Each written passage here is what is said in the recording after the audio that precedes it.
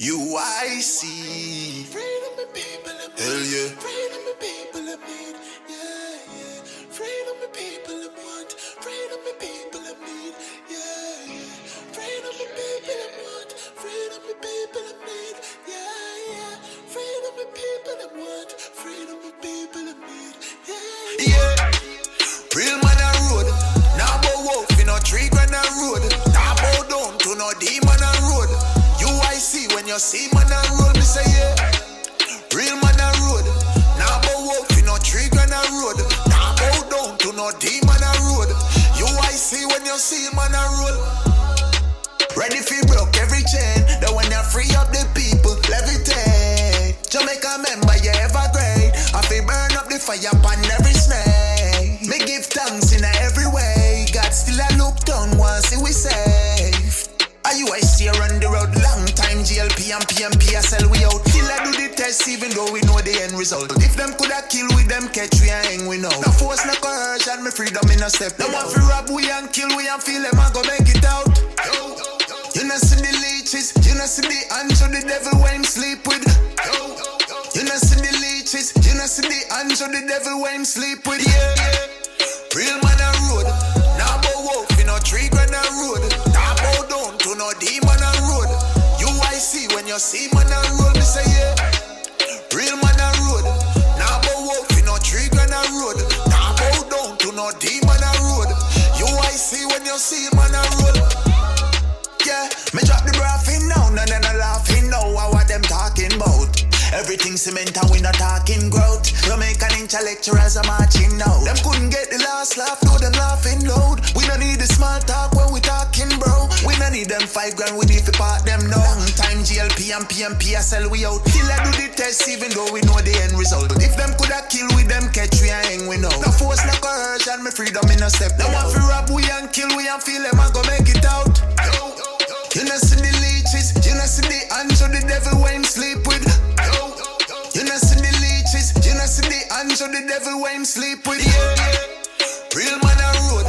Now bow wolf in a tree grand a road. Now bow down to no demon a road. UIC when you see man a road, me say yeah. Real man a road. Now bow wolf in a tree grand a road. Now bow down to no demon a road. UIC when you see man a road, yeah. Real man a road. Now bow wolf in a tree grand a road. Now bow down to no demon a road. UIC when you see man a road, me say yeah. Real man a road. Now bow wolf in a tree grand a road. Now bow down to no demon a road. UIC when you see man a road. Hell yeah.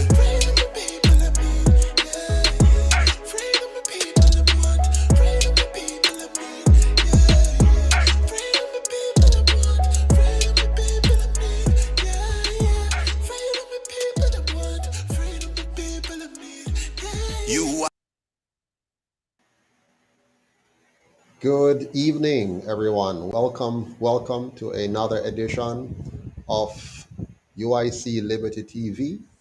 Tonight we have a very important topic to talk about, and this is the government's decision. You might have all heard it by now on the news that the government has decided to make it mandatory. It looked like they love this mandatory thing. They've decided to make it mandatory for students to go to sixth form.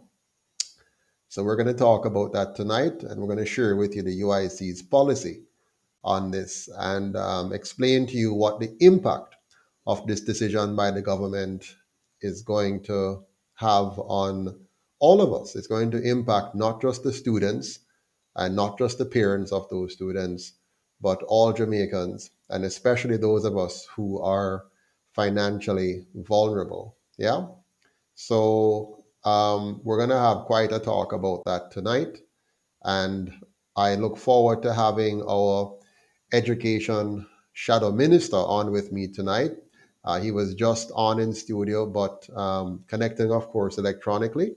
But rain has started where he is, and his internet has gone down. In Jamaica, we have very unreliable internet and electricity service. In fact, we have unreliable internet unreliable water, and unreliable electricity. So just one of the many things, or three of the many things that we struggle with. But welcome to all of you tonight. I see we have Sure Slow, we have Richard Dunn, we have Leon Walker, we have Lancelot Farquharson, we have Annalisa, my good friend Gillespie, we have Alan Scott, we have Joseph French, my good friend, we have Owen Aljo, who is one of our incredible volunteers working in the finance area of the UIC. Leon Walker, Daniel Burke, Fahim, and Jay, Valerie Grant. Good to see you all again tonight. Thank you for joining us. I'm sure you're going to have questions about this new mandate that the government wants to put in place. You might have also seen that the government has decided to have some level of face to face classes just before the Christmas break, um, with the sole intention, as far as I can see, is to make sure that they can get access to more of our children, to inject them with that substance. But we're not going to talk about that tonight, even though it's a very serious matter. And I hope that Jamaicans all across the island will be sensible enough to not fall for the trick. But welcome and good night to all of you. Welcome Asha, welcome Francine Lawrence, Novelet Paul, Godfrey Richardson, or Richards rather, and JMH. Good to see you on. Thank you so much for joining us. Welcome Christopher Stevens. Good to see you as well. So yeah, we're gonna have a good talk tonight about this sixth form issue. Now, many Jamaicans did not go to sixth form. Most of us graduated at the fifth form level and then figured our way out after that.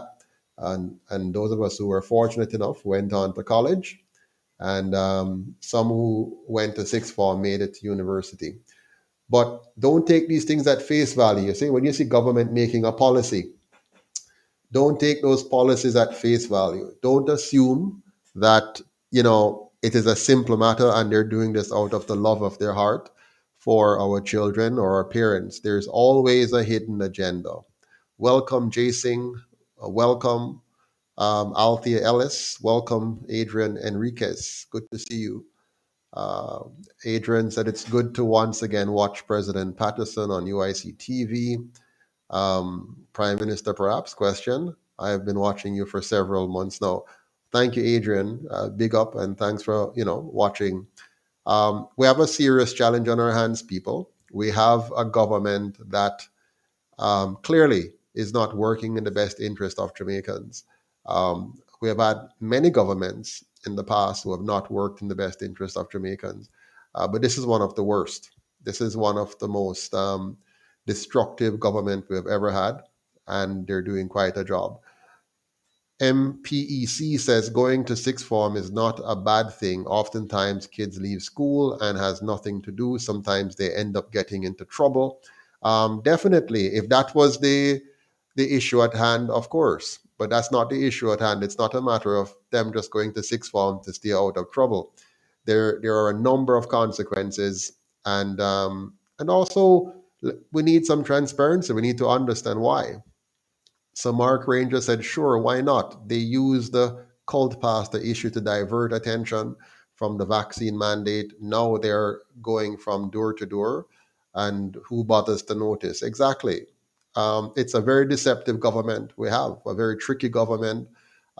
They are very cunning, and they continue to find all manners of ways to deceive the Jamaican people and to trick them into taking a substance that, if they were to be honest, if they were to be honest and objective and just share with the Jamaican people the facts, okay, just the facts, they know that most of us would not take this substance. And so they have made a concerted effort to find various ways to deceive and trick the Jamaican people into this thing. Somebody says, Joseph French says, the money is there to give them university and trade training. Yes, but again, it's not a matter of the money. We're going to find out what is really going on here. So tonight, I want to take you through what are the real issues, go beyond the surface and dig deeper and look at what's really happening. This government Nothing that it does can be taken at face value. Uh, it's not doing this for the children's sake. It's not doing this for the parents. It's not doing this for Jamaicans. The government is acting on its out of its own self-interest, where it is putting its interest above the interest of the Jamaican people. Logic says, but isn't there a benefit to have some of our children spend longer hours in an environment where they're catered for? I have seen bright high school kids lose out at university based on the rigors. Absolutely logic, yes. And if that was the purpose of this program, and if it was planned properly, yes. But I'm going to show you that it's not the purpose of the program, and that it's not planned and not funded to achieve the objective that you have in mind. Malcolm X says opening schools for 6 weeks don't make any sense. The government is up to no good. Correct, Malcolm X. You are one of the few people who see clearly that this is a devilish act. It's an evil attempt by the government to undermine the rights of the Jamaican people and trying to force them into taking something they may not want to take. JMH says, why many people say UIC is just the same as the JLP and PNP? I'm not sure which many people are those, JMH, who are telling you that. I don't think any logical person would say the UIC is similar to either the JLP or the PNP. Those two parties are colonial. They're from the colonial era. They were designed by the colonial masters to carry out their objective. The UIC is the People's Party, built from the ground up. We're a grassroots movement. Adrian Enriquez, yes. President Patterson, any suggestions having to reform the NHT? We're going to talk about that another day. The NHT is another big thing. I see them have some 23 million, $26 million homes that they want to sell, poor Jamaicans who have been forced to contribute to the NHT. So we're going to talk about that. Welcome, welcome, Mr. Neil Chase, the Thank you, Sir Education Patterson. Shadow Minister. Yes, the Education Shadow Minister, my people. I want you to see Mr. Chase, an educator who has stepped up to the plate and will be running as a candidate over in St. Mary. He is our um, Education Shadow Minister. I am pleased to have him on with me tonight. I'm going to ask him to take a Thank few you, minutes Sir to Patterson. introduce himself to you all and just tell you a little about himself so you know who he is. Mr. Chase, please, over to you. All right, thank you, Sir Patterson. Good night, fellow Jamaicans. I am Chase Neal. As Mr. Patterson said, I'm an educator. I have been teaching I have taught for 12 years in the public education system. Now I'm an online tutor. I have decided to lend my expertise to the UIC because of some serious challenges and issues in the Ministry of Education, Youth and Information. Um, so I am running for the MP for St. Mary Western constituency, and I hope all my experience will be for the benefit of Jamaica and St. Mary in general. Uh, to respond to a question that I heard you responding to, I was not sure who it was because I came late, Sir Patterson. Is benefit for students to be part of a sixth form program? Um, Forgive me if I didn't know who your name was, who commented on that, who asked the question. But if you read the Gleaner article, you would see that this program is not well thought out, where the minister has told principals that they will have to find accommodations, they will have to find other places for students to do the sixth form program if the schools cannot accommodate it. And if they do their learning in another institution, the principals are still responsible for the students. That is ludicrous as far as I'm concerned. You are telling schools to start a sixth form program and you don't have enough infrastructure, you don't have the teachers ready for it, you send them to other institutions, and you are still responsible for those students' success. No, if you are going to institute a sixth form program for all schools, it must be well thought out. It must be something that will benefit the students. With what we see can in no way benefit students. It's confusion. So yes, that is what I Absolutely. that's my comment on it. No, you raise a very Oh, good point, and go ahead, go ahead. someone had asked is if the UIC is like the PNLP. I don't know if this is the forum for it because we're speaking on the government's mandatory sixth form plan.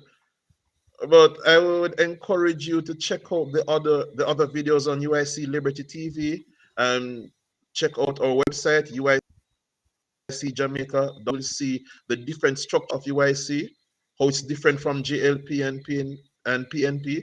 Even in December, we'll be having our AGM, and all Jamaicans are welcome to be a part of it and contest for positions. So you see that we are inclusive. UIC is a party, well, a movement for Jamaican people. UIC literally belongs to you. So because now is not the time for it, I just encourage anyone who has questions, check out the rest of the videos and the website. Thank you very much, All right. Mr. Chase. We have a number of comments in the comment section, but we're going to kick this off now. You have started off nicely by giving some, prelude to much of what we need to talk about tonight. We have two parts to this discussion tonight, or this presentation, if you will. The first part, we're going to look at the what's happening, what's being proposed by the government, and what are some of the challenges with that proposal. The second part, we're going to introduce you to the UIC's alternative to what the government have. We have a much more enriching program and a program that solves many of the issues which I heard some of our viewers alluding to earlier. Our education system has been falling, or rather failing, for decades. It's nothing new. We have always seen a consistent failure of the majority of our students.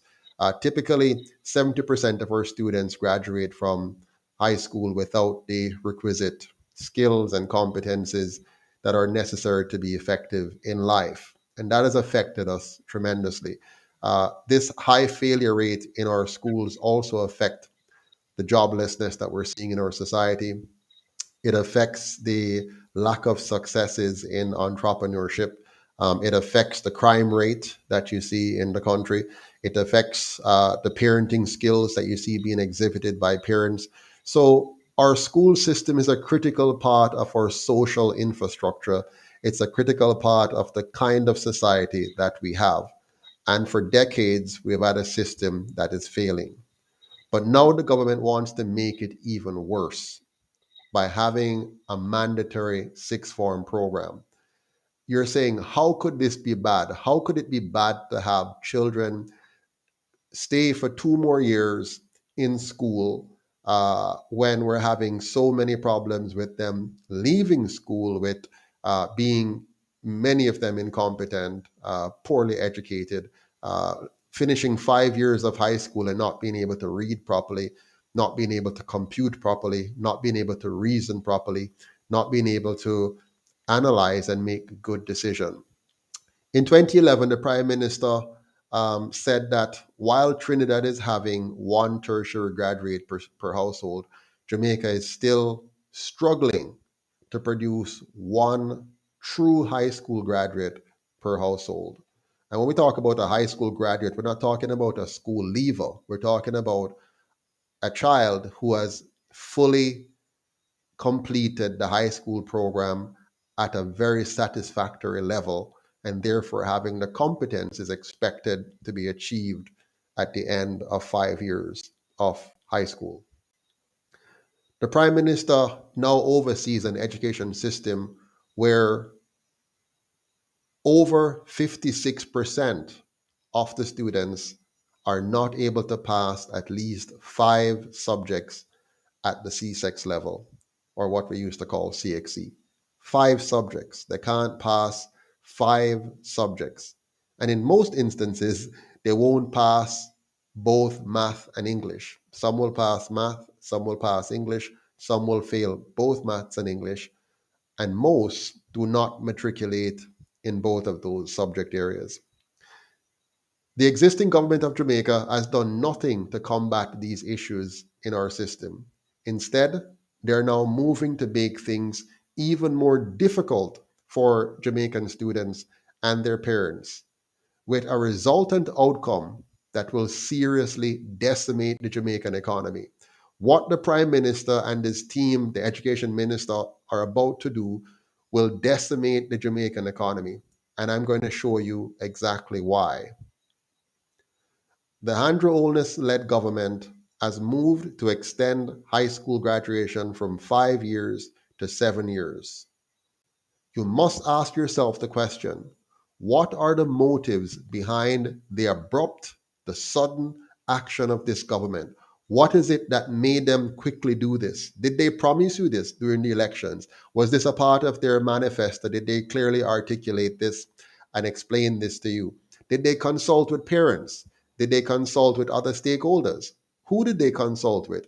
How did they come to the conclusion that the best thing to do today is to give us a mandate, another mandate, and this time to mandate 2 years in sixth form, having taken our students 2 years out of school, almost 2 years.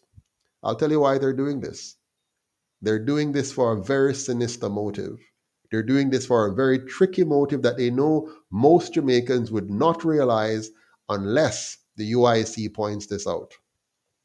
Here's why Andrew Holness is doing this. Here is the tricky, sneaky little thing he's doing. And by the way, the Prime Minister is always doing little sneaky things. Do you remember the undated resignation letters of senators that he tried to sneak by so he could control the senators? Do you remember the little sneaky trick he tried to play to control the Chief Justice, and all the other judges had to stand up against him and force him to do the right thing? Do you remember how he tried to sneak through an unconstitutional NIDS bill? Do you know about the sneaky way that he has managed his affairs to have a company registered outside of Jamaica to avoid the very taxes he's forcing us to pay? We have a very tricky and sneaky prime minister who's always doing something for the wrong reasons. The same way he's forcing this injection on the Jamaican people for reasons that we're not fully aware of. But we're certain it's not in the best interest of Jamaicans. He has not disclosed the contract that he has signed with the foreign masters for doing this to the Jamaican people. We don't know the details of those contracts. You might recall the same prime minister tried to move into creating a new law that would prevent us from hearing the secrets of cabinet meetings for 70 years after those meetings. That means most of us would be dead or near dead before we get to know what they discussed in cabinet and what decisions they had reached in cabinet that affects the lives of Jamaicans. He no doubt would be very happy if we never know the details of the agreements he has signed to be pushing what he's pushing on the Jamaican people now. But let's look back at this. What are they hiding? What are they hiding with this new mandate of 2 years additional high school? I'll tell you what they're hiding. They're hiding, or they plan to hide and play around with, the unemployment statistics, just as they did with the pandemic statistics. They are keeping these children in school because they do not want 2 years of cohorts to impact the unemployment statistics. Yes, if students are allowed to graduate at fifth form now and next year, that would have resulted in a massive increase in the unemployment numbers because there are no jobs to absorb them. This government has decimated the Jamaican economy, and there is no room at all for all of these young people to be absorbed into that decimated economy. We already have a very high unemployment rate among young people. This is a tricky way to be able to report to you a lower unemployment number and to trick you into thinking that things are improving when they are not improving. Just like they tried to spin false statistics about growth in the economy since the COVID lockdown. That's not real growth. Coming back to normal is not real growth. Real growth is when you look at the baseline and how much you have gone above the baseline. Jamaica is below the baseline. And so anything that we see in terms of some form of recovery, that is not growth, that is a recovery. But they have mislabeled it as growth. They continue to play with the Jamaican people with statistics because they know that many Jamaicans are not particularly familiar with the subject of mathematics. Let me ask Mr. Chase to come in on that before I go any further. All right, thank you, Mr. Patterson. Well, as the president explained to us, think about it. If students who perform poorly as they did in last exams were to repeat the same next year, we would have a cohort of students with not enough subjects to get jobs or to matriculate to college or university. That will look bad on the government. So keep them in school for 2 years. So you see the game that is being played here. All right, so can I go ahead of you there, Sir Patterson? Yes, man, you can go you're beyond. saying, yeah, all right, cool. Um, why is it a bad thing? Though it will be good if some students are able to do farm and get more time in school. One, um, and I was listening to a talk on 101 FM this morning and listening to the teachers, the parents, and they made this point.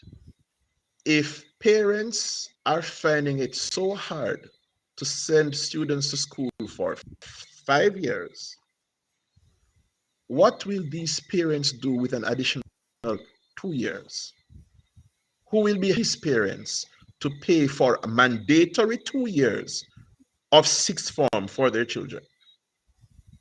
No, we know the situation with COVID-19 and people being out of their jobs. How can the government be so insensitive so as to force parents to pay for an additional 2 years of school when they already are struggling and make it mandatory for all students?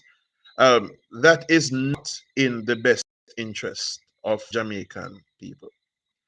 Secondly, how many of our students who graduate from high school go into jobs that require sixth form?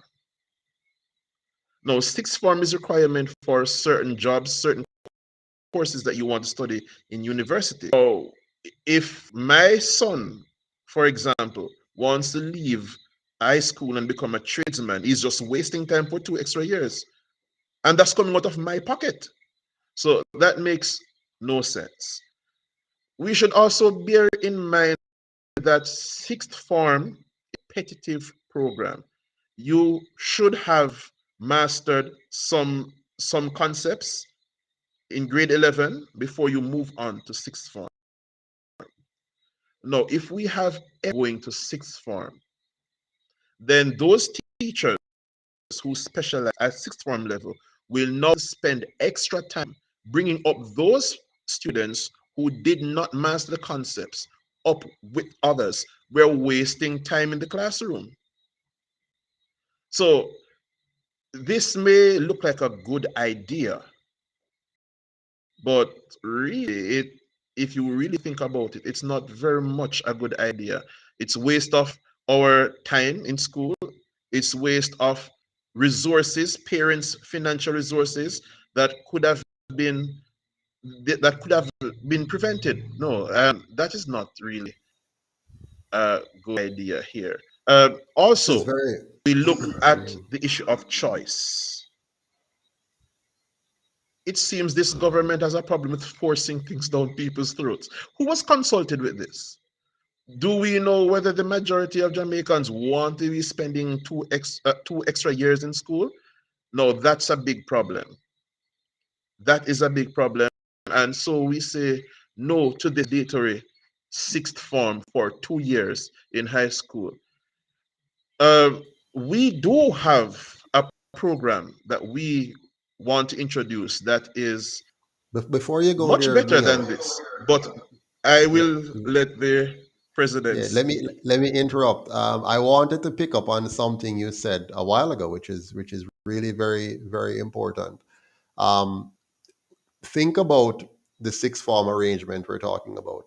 So let's say right now, uh, a typical sixth form class, let's say, has, you know, 10, 15 students in a typical class, for example. With this mandatory arrangement now of the government, you're going to say double or more that class. And so now you're going to have, and you said this before, but I want this to sink in properly. Okay. Now you're going to have the class being, let's say, double or more the size that is normally there. They're supposed to be studying at an advanced level. So let's say they're now doing pure and applied mathematics, or they're doing advanced level physics or advanced level chemistry, which is what sixth form is all about. Eh? It's about doing advanced subjects. But the half the class or more than half the class can't read properly. Half the class or more than half the class can't compute properly. Half the class or more than half the class don't understand the principles of physics that are being taught. They don't understand the rudimentary levels, the basic levels that are necessary for them to be effective in this program. So, what you're going to have here happening, Mr. Chase, you're going to have the teacher not being able to teach at the level that he or she should have been teaching at, but now have to spend time dealing with more disciplinary matters, more what do you call it now, remedial matters, trying to deal with remedial stages of helping people to catch up. And guess what this does to us? This is serious. Look what this will do to us.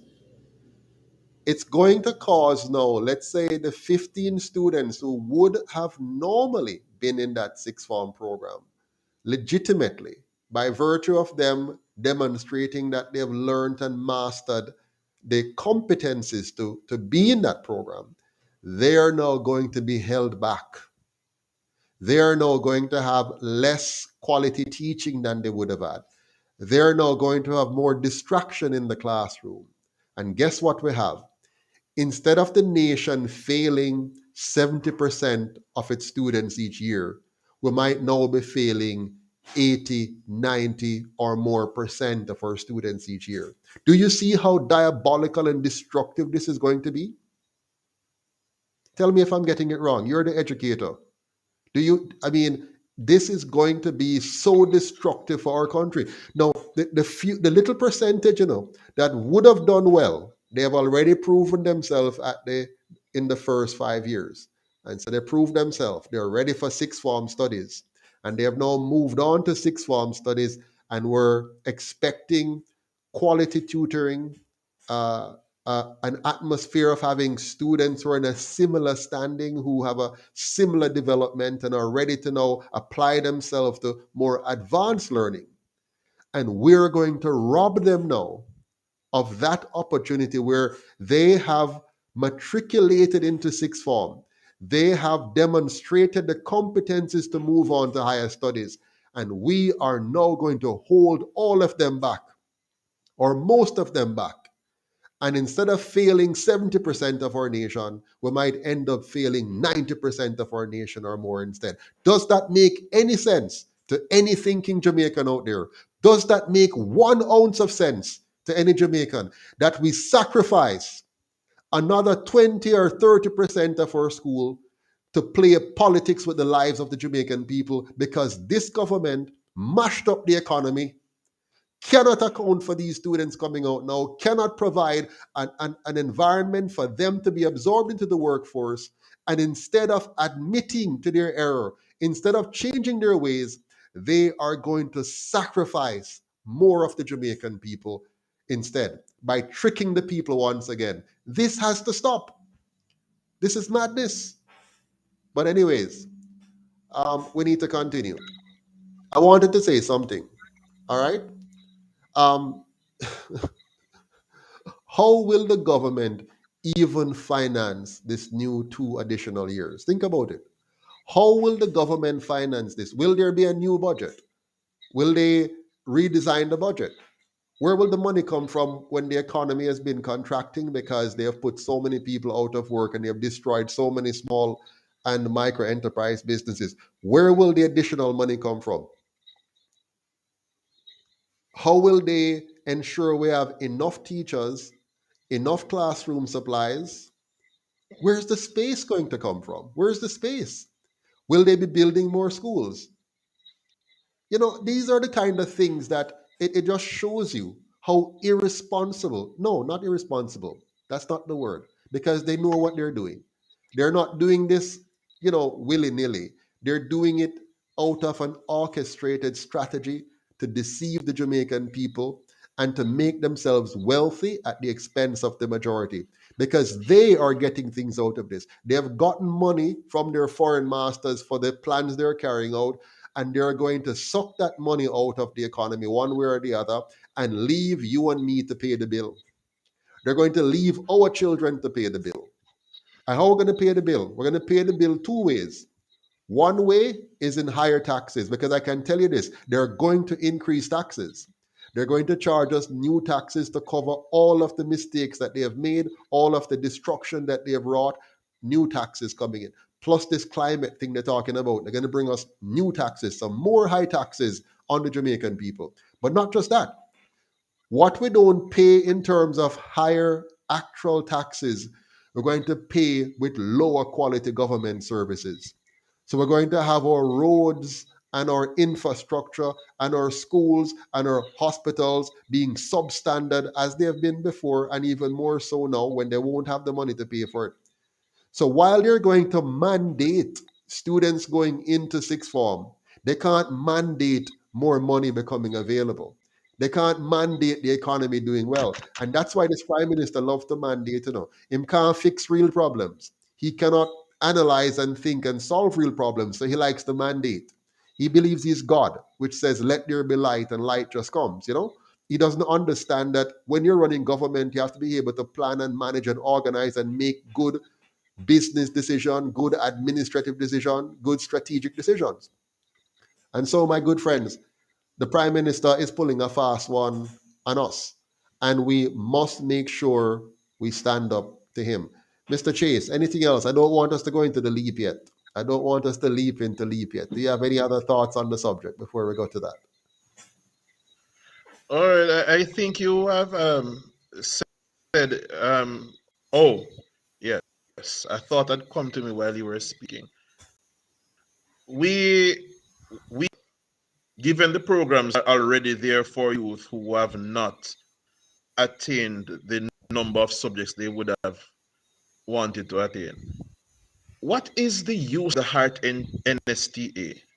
Because Heart has programs for students who have not acquired subjects they wanted to achieve diploma and associate degrees at the level that they can manage. So what will we do with Heart? What will we do Mhm. with the program run by the NIS, the Ministry of Labor and Security, where students who are on the PATH program who have not attained any CXC passes can actually come free, study with stipend, getting stipend to get 2 CXC subjects and a skill, a trade. What will we Mhm. do with these programs? They are already there.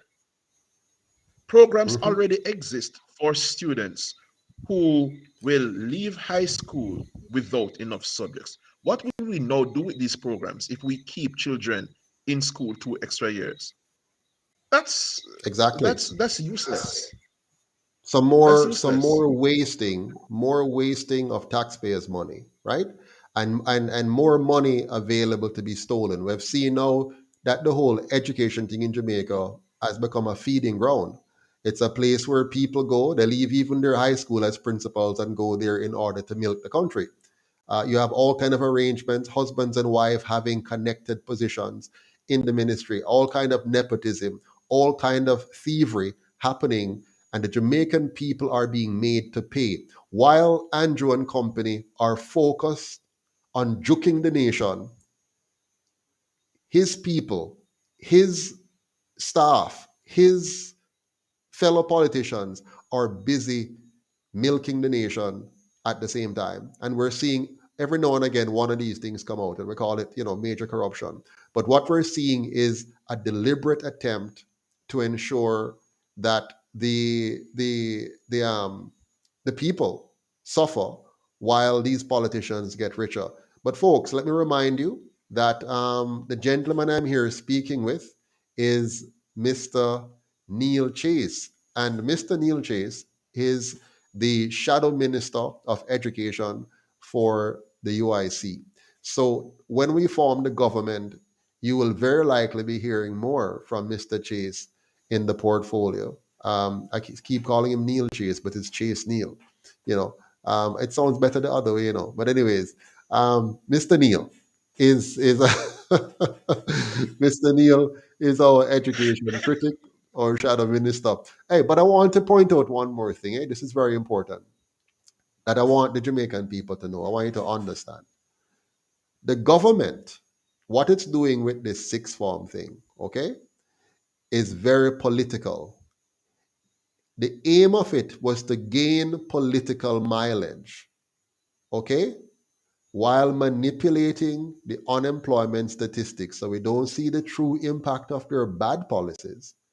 And by the time we won't even realize it, what would have happened later on, we would just be feeling the effect. And that's how government works. They make foolish policies. Sometimes we even applaud them for it. We even cheer and say, wonderful policy, because we don't understand the impact, the long term impact, the after impact. Because some policies, you don't see the impact of the policy until a few years later. All right. So they can say they're doing something now. For example, you hear the PNP talking about raising minimum wage to 12,000. Every Jamaican can agree with that. All of us would say, let's raise minimum wage to 12,000. But let me ask you a question. Is the issue the wage, or is the problem that the cost of living continues to escalate away? Huh? So suppose the minimum wage was $7,000 or kept at around $7,000, but cost of living kept coming down. What would be happening? Your minimum wage would be more valuable. But instead, even if they raise your minimum wage to 12,000, and then tomorrow the cost of living gone way past 12,000 and way past, and the dollar continues to decline. So the dollar continues to go down, inflation continues to go up, crime continues to go up, performance in school continue to go down. You say, people, we need to look at the real problem. What is and that's the beauty of the UIC. We like to focus on the root cause of problems, you see, and tackle the root cause of the problem. And right now, the root cause of the problem in Jamaica is the Jamaica Labour Party and the People's National Party and the system that they have embraced and forced upon the Jamaican people to this very day. Not even the Queen of England is the problem. The Queen of England is not the problem. It's the people who keep our overway is the problem. It's the people who keep the system in place that is the problem. It's the two political parties that created the crime problem and then tell us that they're the ones to fix it. The two party that created the economic problem and tell us they're the ones to fix it. The two party that creates the education problem and tell us they're the ones to fix it. The two party that created the transportation problem and tell us they're the ones to fix it. You have to understand, let's focus on the root cause of the problem.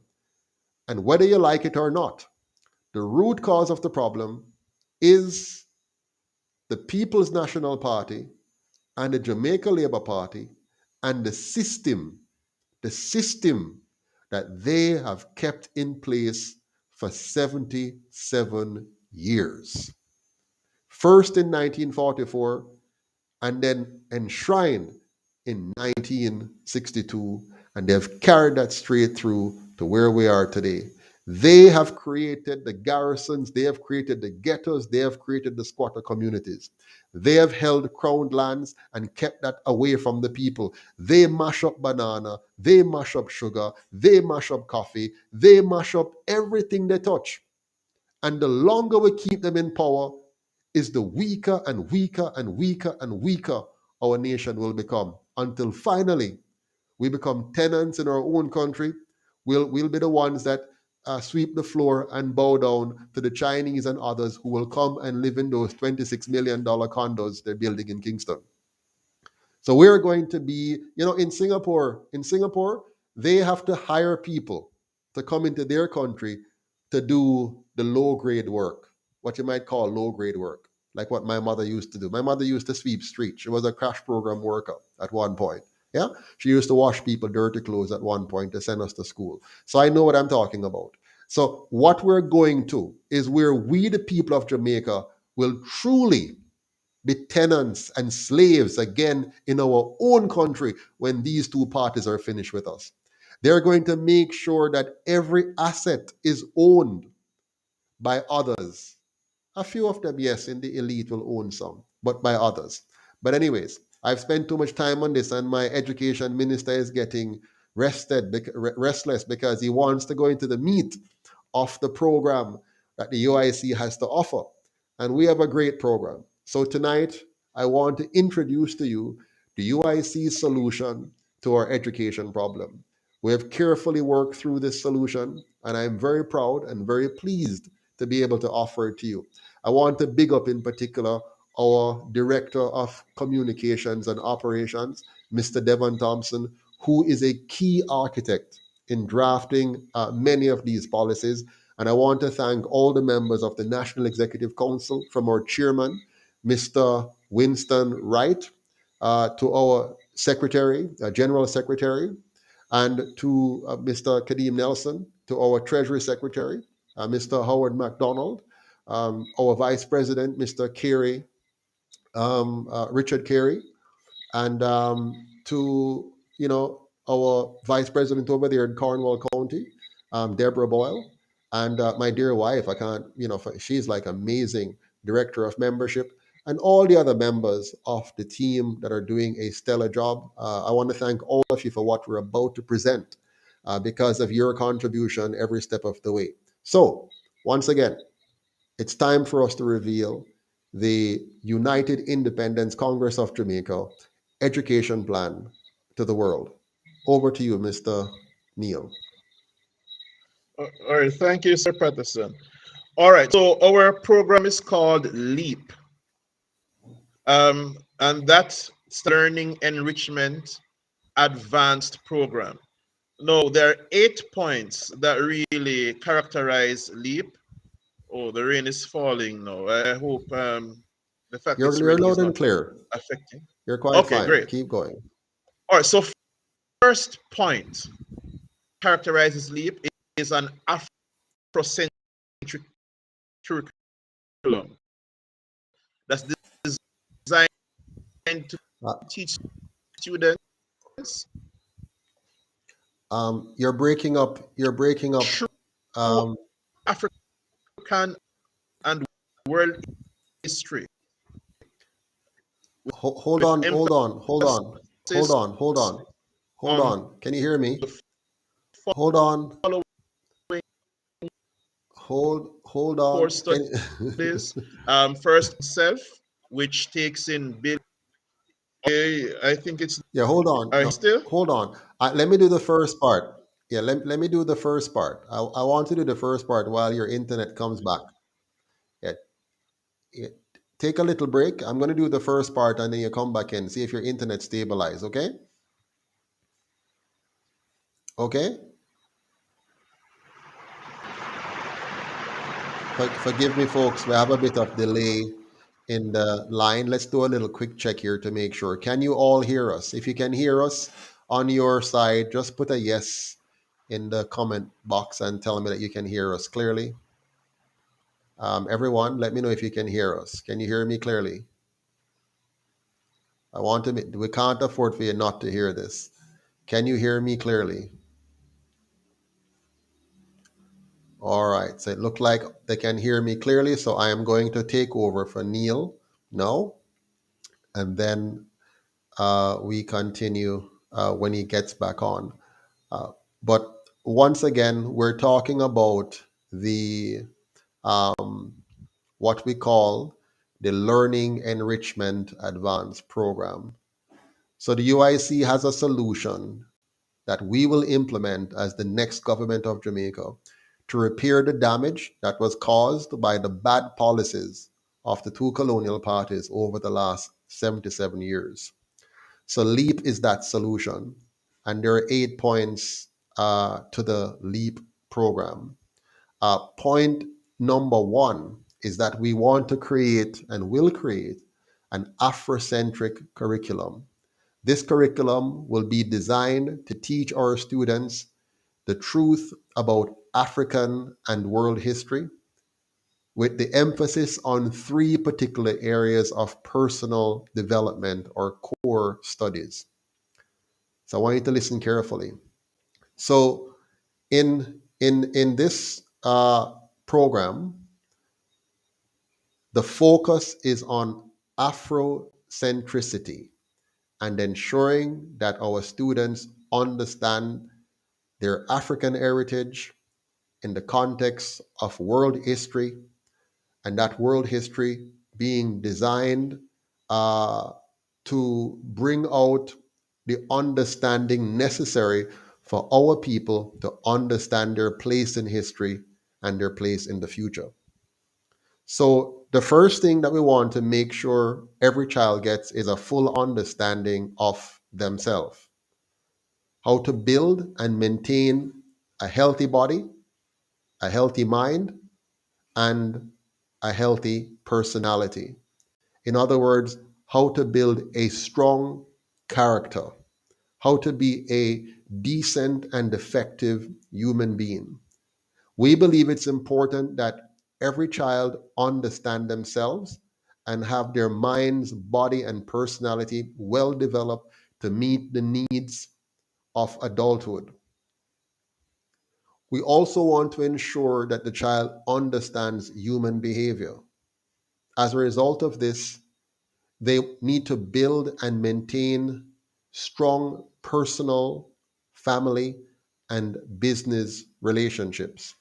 So we want to make sure they know how to build personal relationships, how to build good family relationships, and how to build good business relationships. We want families with a mother and a father working together in a way that is impressive to their children and which builds solid character in those children. So we must build this at the school level.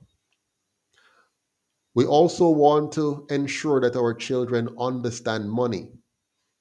We have been dealt a massive disservice through our education system, where they have kept us ignorant of money, ignorant of economics.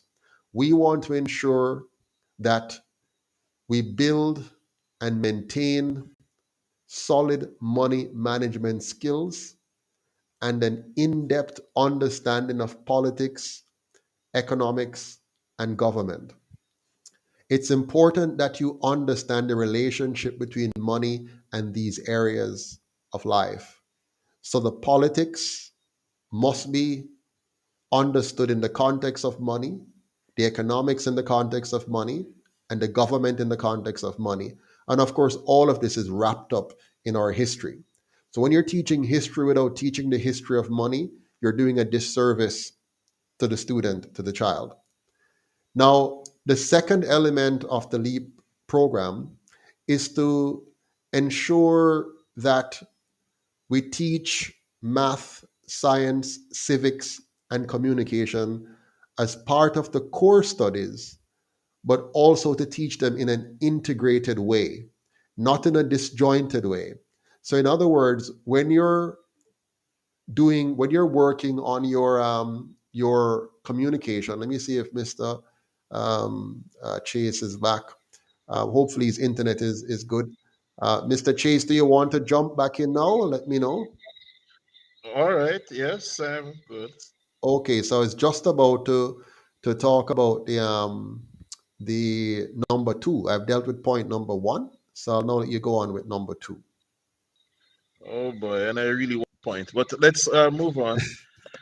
All right. So yes, for the second point, LEAP will be teaching some core subjects: math, science, civics, and communication. Um, these will be the core studies, and every other subject will be taught around that will be related to that. The third point, sciences will no longer be taught separately, but in a cohesive manner, with physics, biology, and chemistry being combined in both theory and applied lessons. And technology and trade will also be integrated to bring out the best in all our children as inventors, innovators, and real world problem solvers. So we'll not just be teaching physics in a cage separate from biology, separate from chemistry, but science in all its aspects, including technology and trade, will be taught so that we have more people in Jamaica, more students who are creators, so we can find inventors from Jamaica. The fourth point is the youth employment solution. This will also be a part of our LEAP program. The youth employment solution, shortened to YES, will enroll high school graduates and non-graduates who are not moving on to university, college, or gainful employment into an apprenticeship program. So they'll be able to learn using apprenticeship, whether through the military or the fire service, but we'll get more into that later on. The fifth point that characterizes the LEAP program is that nobody will be left behind. We'll ensure that through a digital self study library for all ages, and this will serve as a continuous learning tool and a key source of information for all Jamaicans. And this will contain Jamaican history, understanding government, understanding economics, taxes, and various other topics. Uh, now, it is very important for us to understand economics. I saw earlier in the chat where it was mentioned that we should increase minimum wage, but what many people don't know that increasing minimum wage actually hurts the economy. Uh, it may sound funny, but it is true. Let us take, for example, JPS. I digress a little. We may find that we might have a startup company with a solution that will compete with JPS, that will offer energy to everyone. But they're just starting out. They're just getting investors, and they can't pay their employees as much as JPS can. They're they're automatically now out of running for competition because they're so new. They are not able to pay the minimum wage, and therefore JPS keeps the monopoly. So the minimum wage kind of cuts out smaller businesses because they can't afford to pay minimum wage. But there are other economic methods that the government can employ to ensure that everybody is well paid. Uh, but there's another time for that. There are other videos in the UIC Liberty TV channel that you can check to see what those are. But it is important for us and economics as a people, as well as governance, how Jamaica is run. The next point, the sixth point, is that there will be master's degree scholarships for all teachers to upgrade their skills and knowledge so that they can be effective as a lead professional who brings out the best in their students. So all teachers in Jamaica will be getting scholarships from the government to the master's level. Now we can be sure that teachers are equipped to teach our students. because we will bring them up to that level. I wish it were in my time. So that would surely have benefited me. But this is one aspect of our LEAP program. The seventh point is transformation of our education system into a truly public education system where school choice becomes a reality. In this model, the community owns and operates the schools, and families who cannot afford education will receive assistance through the workfare program so that their children can complete their education. Now, no child will be denied an education in up to the PhD level just because the family cannot afford it upfront. Now, I want to speak a little. Oh, are you hearing me? I see a comment. All right. Now, the workfare program is like this, just summarizing. The UIC does not believe in excessive taxing. We believe in a 10% tax on income and a 10% um, now, the 10% from salary will go towards building the nation regular public services, and the 10% from GCT will be used to facilitate nutrition for students and education and so on, so that those families who aren't able to afford education will be provided for through this 10% GCT that's exclusive for services such as health, education, nutrition, and so on. Uh, now, the other part of this point, with schools playing an active part in ownership in the education system, we will see education becoming more advanced. And we'll speak more on that.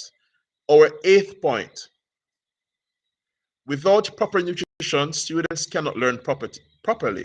Therefore, a UIC government will ensure that all children receive the nutrition they need to succeed. I kind of preempted that. So the points over Afrocentric curriculum, including understanding of self, understanding human behavior, understanding money. There will be maths, science, civics, communication as core studies, very important. Civics is very important too. Sciences will be taught in an integrated manner so that our students will actually become problem solvers. And we do know that the greater problems you are able to solve means the greater paycheck. You get paid based on how many problems you can solve and what extent. So we'll be creating champions and earners of our students. For we have the youth employment solution that will ensure that high school graduates will find apprenticeship if they are not moving on to a job or tertiary education.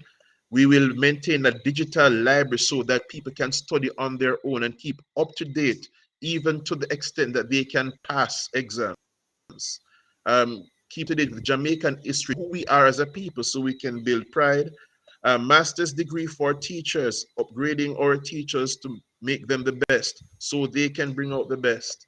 We transform education system into a public system where no child will be denied education and the community is interactive in the operation of the school.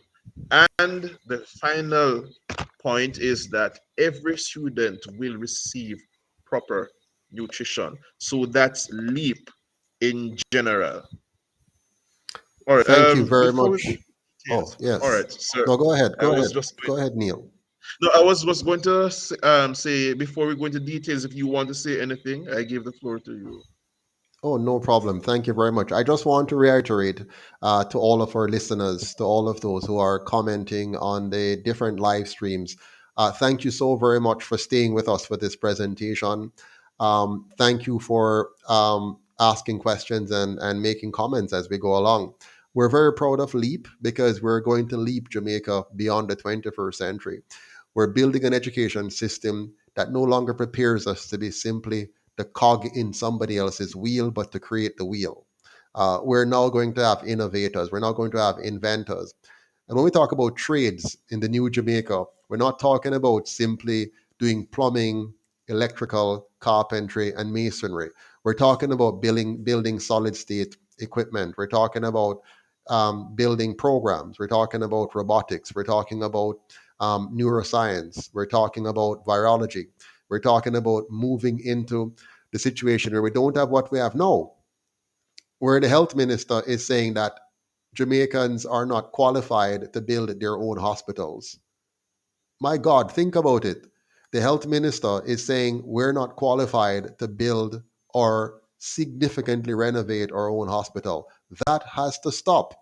We have to be able to do these things. We can't having to outsource our roads, outsource our buildings, outsource even our food. Right now, we're importing a lot of food that we should be producing here. And so the UIC takes this very seriously. We must become a self-sufficient country and not one that is subsisting. We must become not a self-sufficient country that can export, a self-sufficient country that can solve problems that are global problems, international problems. The size of our country is no limitations as to our ability as a people. We have, from this very small country, we have produced some exceptional men and women who have become exceptional because of their own effort to overcome a very difficult environment here in Jamaica. It's time for us to create an easier environment, an environment that makes it easier for the brightest among us to be bright and to demonstrate that brightness in creating powerful products and services that are world class. We need to have scientists and engineers wanting to come here to be a part of our program. We need to have parents in other countries saying they want to send their children here in our schools because of how advanced we are.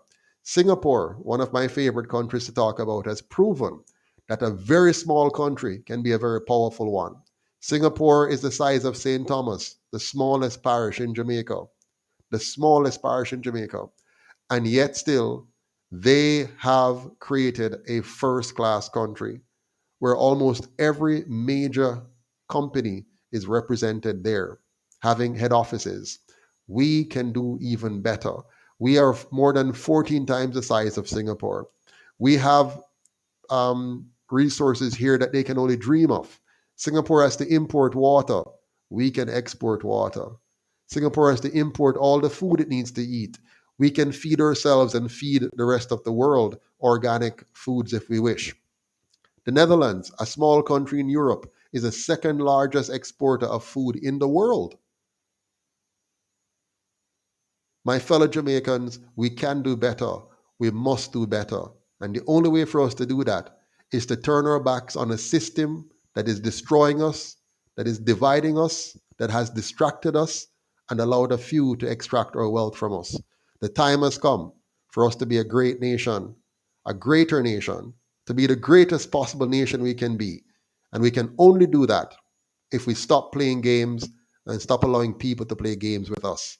It's time for us to say goodbye to the two colonial parties and hello to a new Jamaica. Back to you, Mr. Neil. All right. I would like to. I don't know what you had spoken to when I was away, Sir Patterson, but I'd like to zero in on the importance of the first point, uh, Afrocentric curriculum. Uh, our education system is focused on European values that has erased our African heritage, except for slavery. And so all that black people know in the Caribbean, even in America, is the African, the slavery part of Africanness. They do not know the greatness of Africa. That brain surgery actually started in Africa. They don't know the empires. In fact, the democratic way of government is founded on African empires. We don't know this. And so we are taught to think of our black skin as a badge of shame. Hence the bleaching and wanting to be American, not knowing that many of our culture was taken from us and made to look European. So teaching and Afrocentric studies is important to our identity. Yes, Europe is a part of our history because of colonization, but so is Africa. And that is very important to our identity, to our self-worth. And this is my pet peeve. I do think that we need to embrace our national language because linguists do. Linguists are marvelous at the Jamaican patois. How on earth did so many African nations come together to create a language in such a relatively short time? It's a miracle. Linguists are amazed and we look down on our language. And the thing is, patois has all functions of a language. It is even more efficient than English in communicating certain feelings. So, Very so efficient. we should be proud of it. We should be proud of it. And there are countries that speak a language that is only spoken in that country. So why can't Absolutely. we accept that patois may be spoken only in Jamaica, which is not true, by the way, but spoken mainly in Jamaica? It is Jamaican. It is our heritage, and we find other countries wanting to talk like us, and we are ashamed of it. The Afrocentric curriculum should be instituted to make us understand the greatness of ourselves and stop trying to imitate Europe and America. Also, Yes.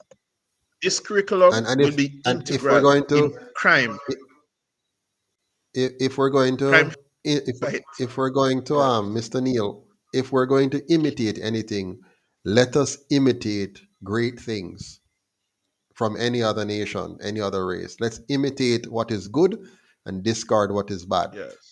Yeah. Back to you. Amen. All right.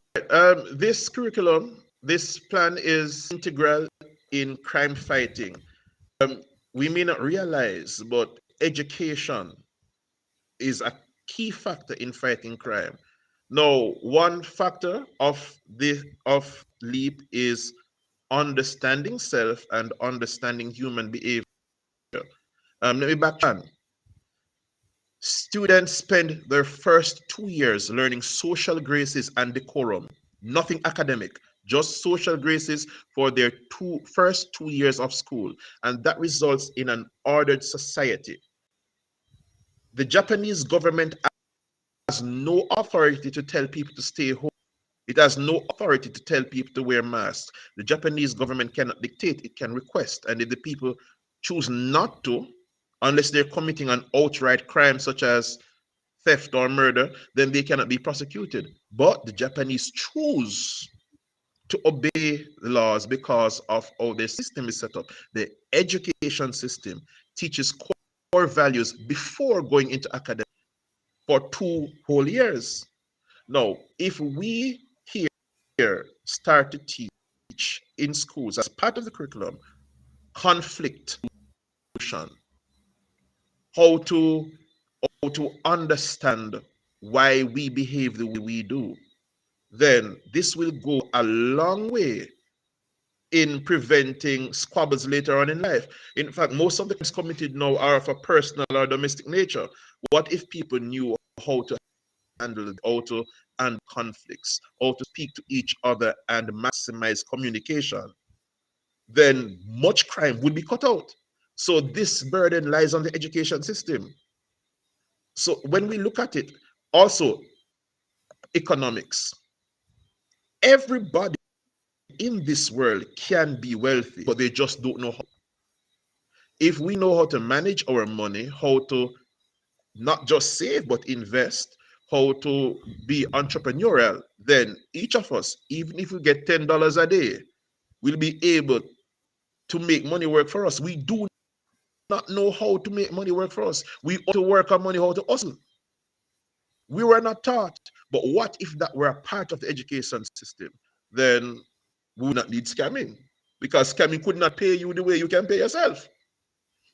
So with this LEAP program, teaching economics, civics, how the country is run, teaching human behavior, knowledge of self, we will find that not only will Jamaica rise educationally, academically, but socially, we will be much better off.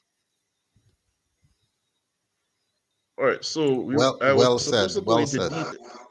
Yes. Yeah, well, I don't think we're All going right. to go into So any more details. Huh? We're not going to go all into any right more then. details tonight because of the time. But let's take some questions from the floor. We'll take 15 minutes of questions. Anyone have any questions you want to ask? Now is the time to do that. But let me just say, while the questions are coming, um, Mr. Chase Neal, I am.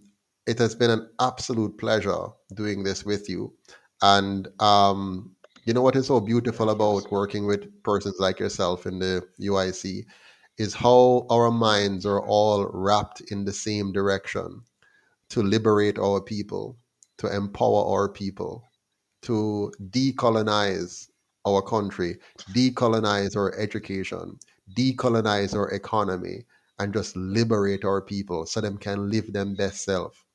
You know, you understand? So we can just live with best self. We can just be who we really are and be the best that we can possibly be. Yeah. So let's get some questions. Do we have any questions here? No. What are your views on the central bank? We're talking about education tonight, Oswald, not the central bank tonight, another time. How will you implement school choice? Ah, Brent Gordon, very good question. We're going to um, put the schools, make us have real public schools. Huh? So the schools are now going to be owned by the community and not by the government.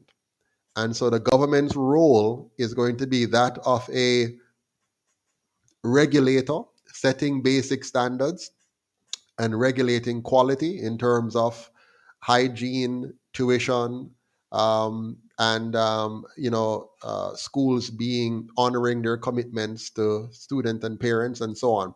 So we're going to monitor all of those things and provide resources. Provide research and development information. Pay attention to teacher qualifications and competences and student performance. So we're going to monitor all of that, but we're not going to have the government or politicians running and interfering with schools. So it's going to become a community affair. So true public schools, owned and operated by the public, by the communities, with the stakeholders interested, involved.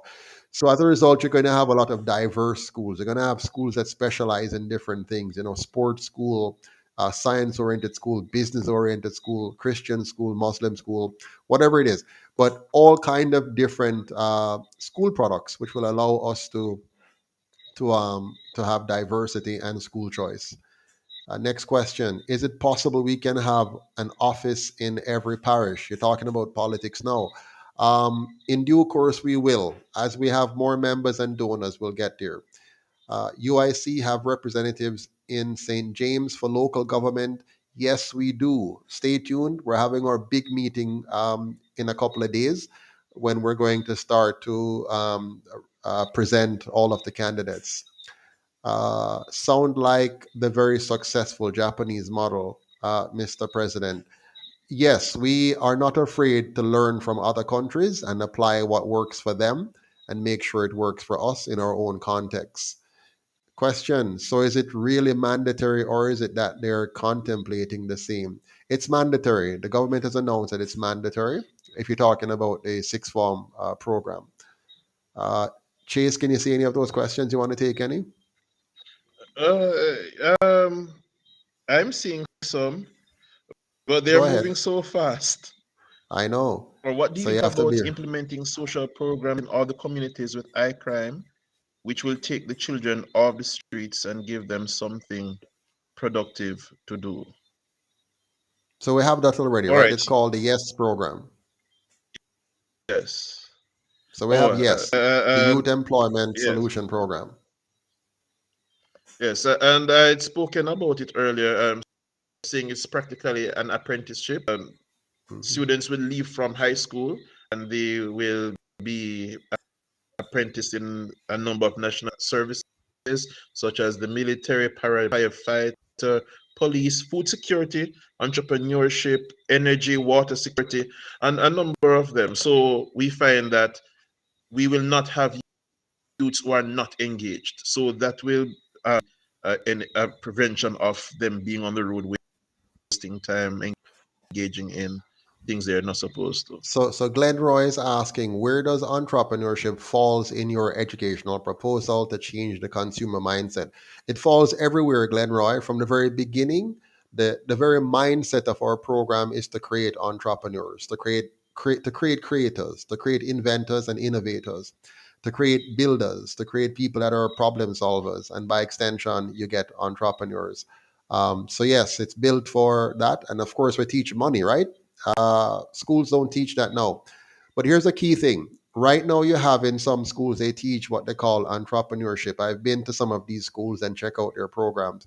It's a complete waste because you have somebody who knows nothing about business teaching business.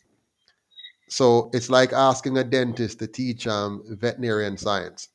So you have people teaching entrepreneurship, and I don't mean to step on anybody's toes. You might be an entrepreneurship teacher, but you cannot have a person who is not an entrepreneur, who has never started a business and run a business successfully, teaching other people how to start and run a business.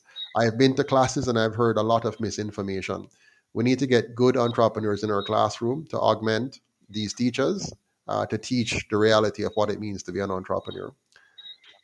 Question: how All right. involved will the teachers be in the lives of students, as the current ones only cares about? Didn't see the rest of that. Go ahead, Neil. I didn't see the rest of it either. How involved would teachers be in the lives of so that accountability of parents? All right, let me just answer that. No, the fact that the teachers will be sorry, that the schools will be publicly owned means that teachers are rebel to the community, which means the community will hold them accountable. And also teachers' tenure will depend on whether they fulfill some competencies. So they will have to be involved in students if they want to keep their job. So that will be a Yes, part of the LEAP program. excellent. Oh, there was Next question. a Mhm. question by Kemar Samuels. How do we plan to alleviate debt in Jamaica? You want to take that one, Sir Patterson? Sure, I would love to leave that one for one of our economic discussions, since this one is more about education. I don't want us to go too far off the topic. So let's talk about education Hello? tonight, and we do finance another night. Can you hear me? I hope you can. Let's see what else we Oh, have here. Will there be a okay. change in the core All right. competences for college entrance? Yes, because we would have changed the core competences at the high school level, All right. then it will change the requirements for college. Uh, but of course, each college will set its own entrance requirements, and of course, that will be driven by what is coming out of the high school segment.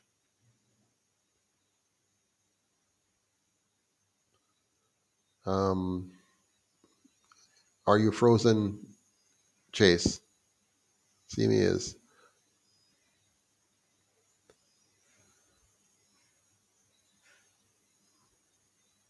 All right, so it seems as if we have lost Chase' question. Where does parent accountability factor in the education process?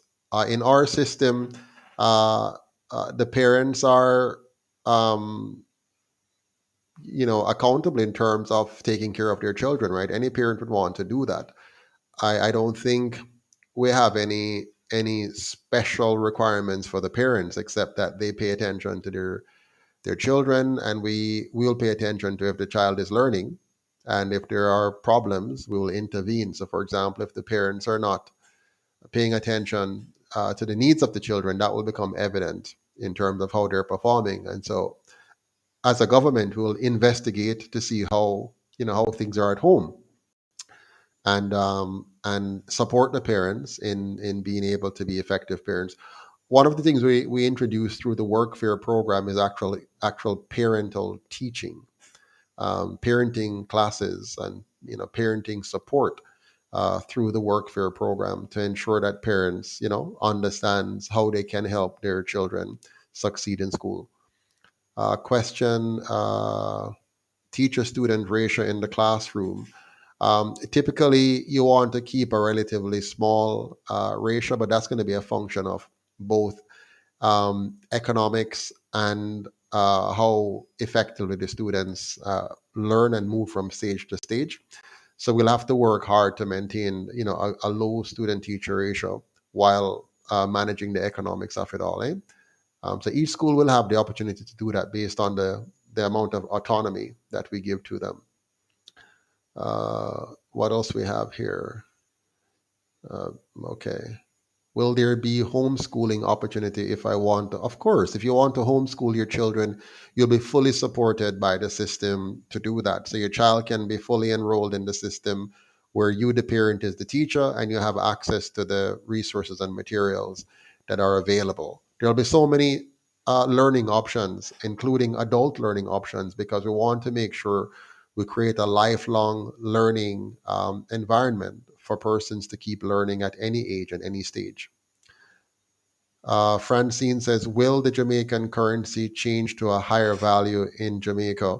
Well, with the UIC in government, yes, because we're not going to be doing deficit spending anymore.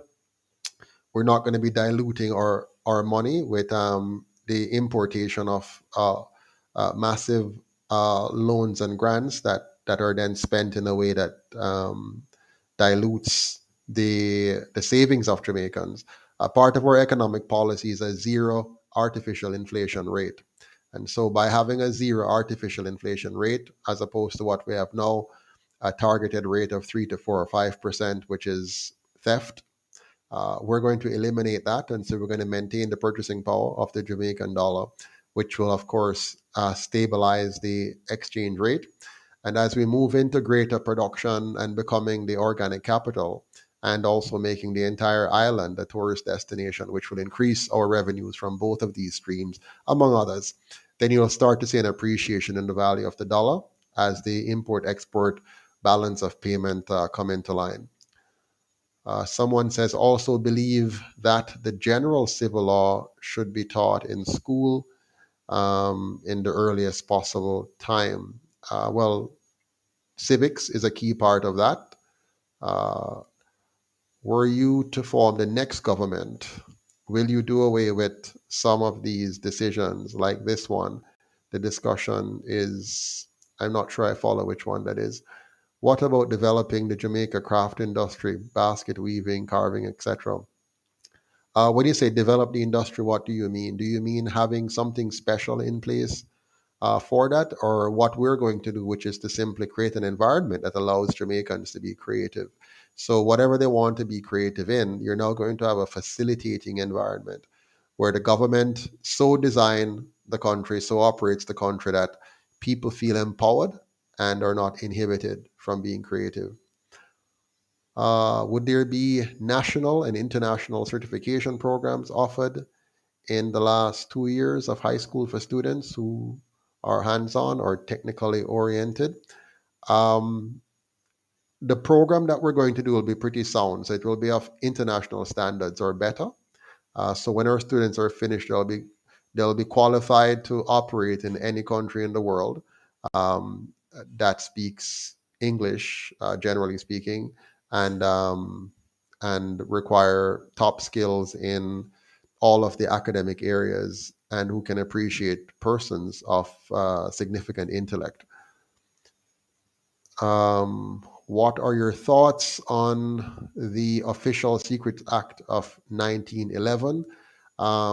You'd have to elaborate on that, what you're asking. What do you want to know about that act? You'd have to be more specific. How do you plan on getting entrepreneurs to teach such classes when many entrepreneurs are not actually qualified to teach? Oh, very good question. And most teachers are not actually entrepreneurs. You create a bridge, eh? The teacher can teach content, but you have to ensure that the entrepreneurs are involved in the actual curriculum. Get They're qualified entrepreneurs who are able to help to build curriculum and to enrich a program. And you also want to invite them into the classroom to share to share their experiences and to be a part of the education process. So um, there's a way to balance that, and I hope we can find entrepreneurs who are willing to engage in the teaching process, and we can find teachers who are willing to be more than just teachers of the subjects, but actually get experientially involved so that they can relate to what the issues are. Question: foreign companies that run businesses in Jamaica, how much, if any, do they invest in the communities around them? What do you mean? A foreign company doesn't come here to invest in the community around them. And we need to understand that, right? They're not here for charity. A company is here to make a profit, and we're here to defend and protect our country. So we have to make sure that any company that's operating in the country do so under the laws that we set up, and those laws must be established to protect the interest of our country. We cannot expect them to come here and to look out for us. We have to look out for ourselves. Will you still have PEP? Absolutely not. We will not have PEP. We'll have a system that begins with the learning enrichment program and continues straight through. We're not going to have this very artificial, stressful program. We're going to have a seamless program that takes the child through from start to finish. Is it possible you can have Damian Crawford join the UIC? Because I think you guys would. Okay, can't see the rest of that, but we welcome anybody who believes in what we believe in and want to do what we want to do. So anyone, whether it's Damian Crawford or any other person, that wants to join us and help us to achieve our vision, mission, and objectives, they'll be welcome. Uh, Let me answer the Secrets Act. It was basically set out to protect military secrets. How politicians start to apply it to day running of our country is a puzzle to me. Okay, I see where you're going now, Joseph.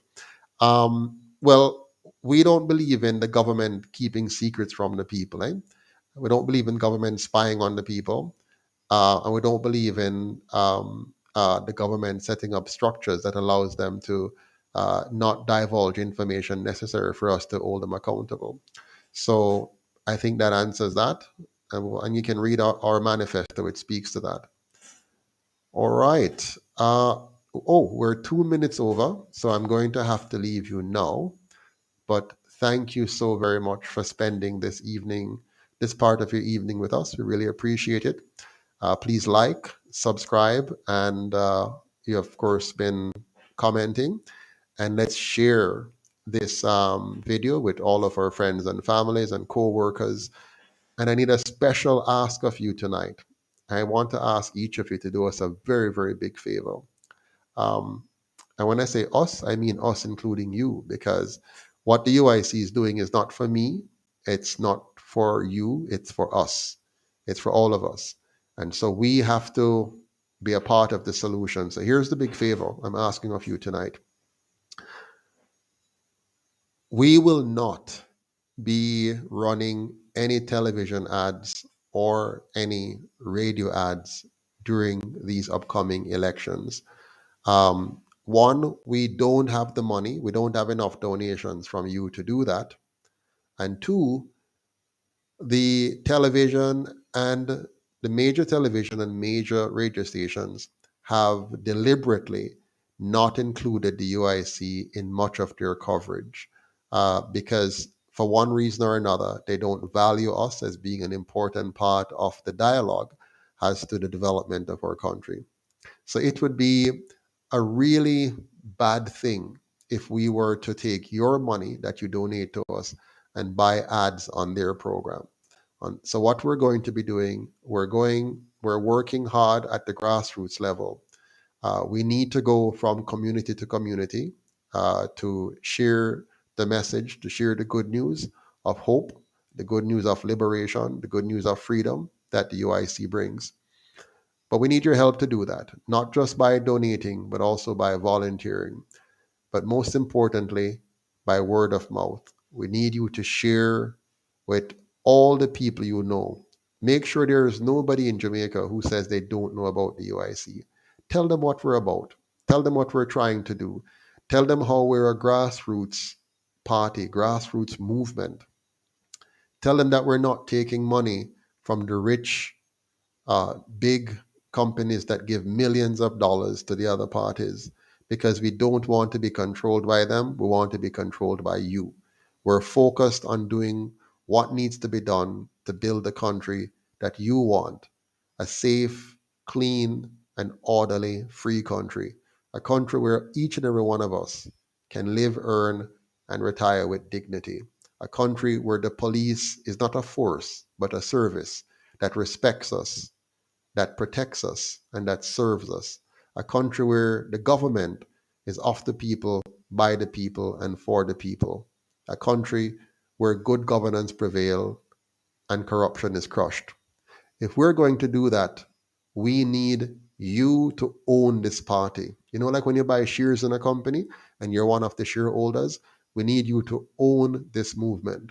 And you own this movement by your support of it, by you volunteering, by you donating, by you running for office as a UIC candidate, by you telling all of your family members, all of your friends, all of your co workers, your neighbor, even your enemy about the UIC.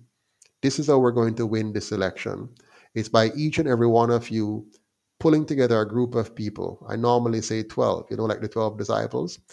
12 of you coming together and saying, let us work now in our community to make sure you and your neighbor votes UIC.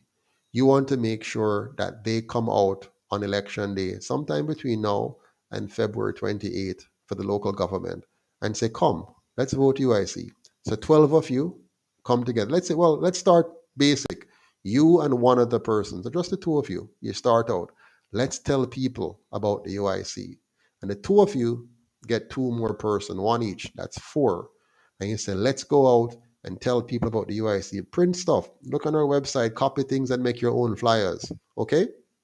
And then you go out and even or you make flyers that are electronic. Get some of ours and you just send it by WhatsApp to people, right? And the four of you go out and each of you get one more person together. And now you have eight.